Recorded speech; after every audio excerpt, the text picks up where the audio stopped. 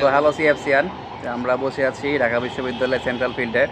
তো আমার সাথে আছে আমার বন্ধু রাফি, সিয়াম এবং লাবিব। এদিকে যা। হ্যাঁ, তো আজকে আমরা তাদের কাছে একটা পরামর্শ নিব যে ঢাকা বিশ্ববিদ্যালয়ে চান্স পাওয়ার ক্ষেত্রে সবচেয়ে গুরুত্বপূর্ণ একটা অ্যাডভাইস আমরা তাদের কাছ থেকে জানবো। তো রাফি, শুরু কর।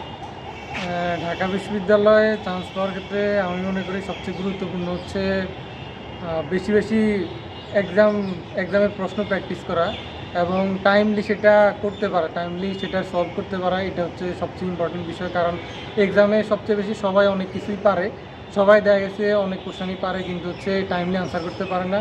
সো অনেক পারা কোশ্চেন মিস হয়ে যায়। তো আমি মনে করি যে চান্স পাওয়ার ক্ষেত্রে অ্যাডমিশনে সবচেয়ে বেশি হচ্ছে প্র্যাকটিস ইম্পর্টেন্ট, প্র্যাকটিস, সেটা টাইমলি। Timely practice. তো সিয়াম, তোর কি অবস্থা বল। পড়াশোনা করা উচিত, করতে যেহেতু হবে ভালো মতো করা উচিত। হ্যাঁ, নামাজ হ্যাঁ। পড়া, রোজা রাখা, হ্যাঁ, পড়াশোনা করা। রোজা রাখা, পড়াশোনা করা, অ্যাডমিশন টাইমে রোজা রাখবে অবশ্যই, অবশ্যই। আচ্ছা, ঠিক আছে। এখন কেন এটা বললা তুমি?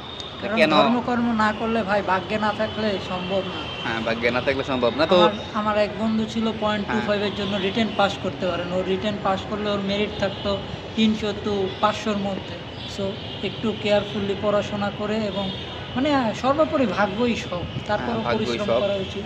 তো সিএম কিন্তু একটা অতি গুরুত্বপূর্ণ কথা বলছে, শুধুমাত্র পড়লেই হবে না।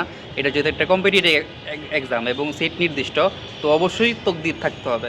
তকদির না থাকলে তুমি যত ভালোই পড়াশোনা করো ঢাকা বিশ্ববিদ্যালয়ে পাবা না। ঢাকা বিশ্ববিদ্যালয় কেন, যে কোনো জায়গায় পাবা না। তো লাবিব, তোর কি পরামর্শ? একটু জোরে বলবি, দূরে আসো। পরামর্শ বলতে কিছু নাই। আমার মূল কথা হলো একটাই, ঢাবিতে চান্স পাবা, যে কোনো ভালো ভার্সিটিতে চান্স পেতে হলে মূল জিনিস যেটা ডাইরেক্ট কথা, মূল বইয়ের উপরে কোনো মানে ইন্ডিকেশন নাই। মূল বই শেষ করা লাগবে, মূল বইয়ের বাইরে কিছু আসে না। যা আসে মূল বই থেকে আসে। মূল বই ভালো মতো পড়া থাকলে বাইরেরটা পারা যায়, এটাই। তো এখন একটু বল যে মূল বইটা কিভাবে পড়বে, পোলাপান তো বুঝে না। ফার্স্ট টু লাস্ট মনে করে, এখন তো ফুল সিলেবাস না, তো হ্যাঁ। মানে সব চ্যাপ্টারই সমান গুরুত্ব দিয়ে পড়া লাগবে, এটাই।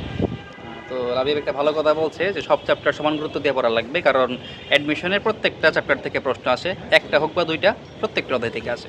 তো আমরা আরও ভিডিও বানাবো। তো আজকে এই পর্যন্তই, সব ভালো থাকবা। আল্লাহ হাফেজ।